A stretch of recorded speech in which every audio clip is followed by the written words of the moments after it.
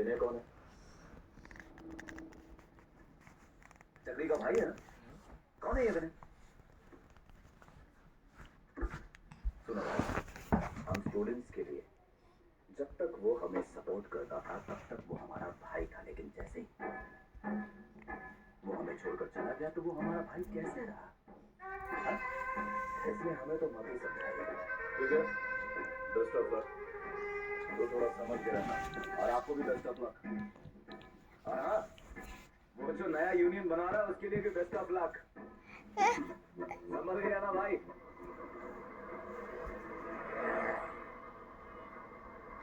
हमारी टेंथ उसे हमारे बेटा ही समझता है। ये तो अच्छी बात है। सब लेके आया ना? माँ चाबी देना। दादाजी है ना घर में? ए, लड़के वाले आते ही होंगे, रुक जाना। हाँ आ रही हूँ। ए बॉबी, जया से जिसकी शादी होने वाली है ना, उसकी चिंदी की